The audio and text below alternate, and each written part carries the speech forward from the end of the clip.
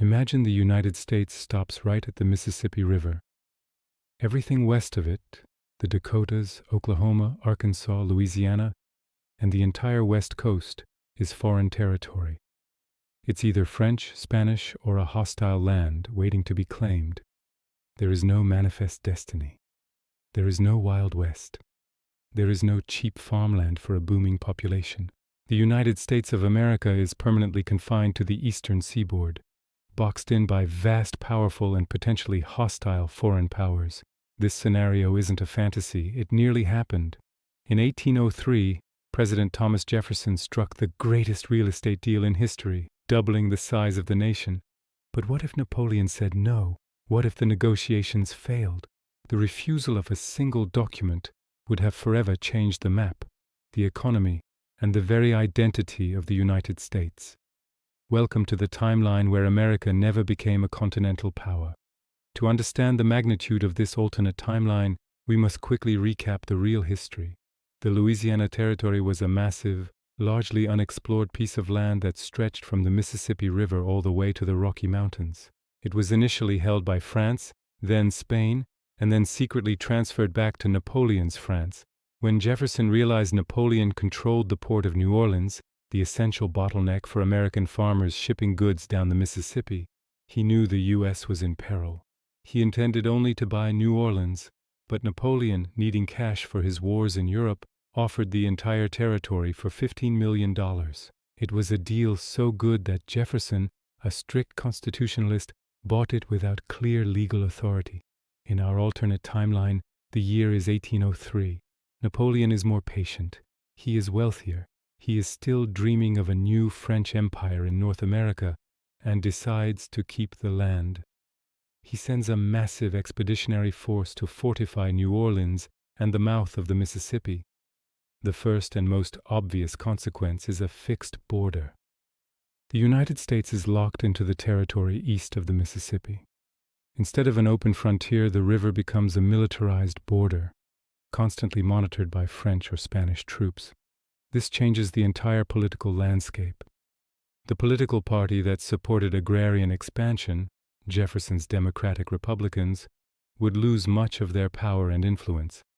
The Federalists, who favored consolidating power in the Northeast, would likely remain dominant. The population growth of the U.S., which was explosive in the early 19th century, is severely restricted. Instead of spreading out across the prairies, people are forced to stack up in the east. Cities like New York, Philadelphia, and Boston become massive, dense metropolises much earlier than in our timeline, suffering from overcrowding and resource scarcity. The American dream of owning your own patch of land vanishes for the average citizen. Next, the economy suffers a devastating blow. The Mississippi River is the lifeblood of American agriculture. Without control of New Orleans, every single barrel of corn, every bale of cotton, and every shipment of tobacco must pass through a French-controlled port. Napoleon and his successors would impose massive tariffs, taxes, and port fees. American farmers would be bankrupted. The U.S. government would be forced to spend a huge portion of its budget on building canals and roads to try and ship goods overland toward the eastern ports, an incredibly expensive and inefficient solution. The economy stagnates.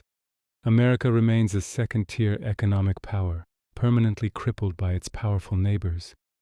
Then there's the geopolitical instability and war. The permanent presence of European powers on America's western flank creates constant tension. There is no Monroe Doctrine, as the U.S. is in no position to tell Europe what to do in the Americas.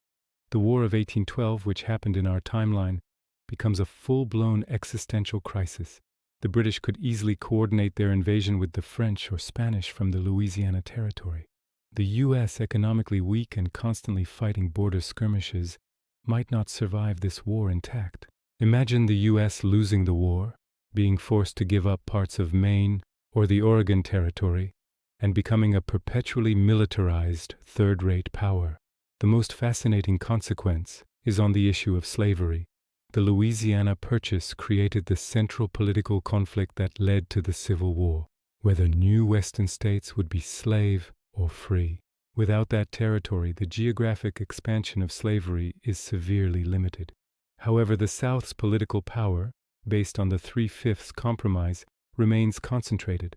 The conflict over slavery confined to the eastern states might explode sooner, but the balance of power would be fundamentally different. The North, with its superior population density and industrial base, would likely crush the Southern rebellion quickly, precisely, because the South never gained the vast cotton-growing acreage of the deep Western territories.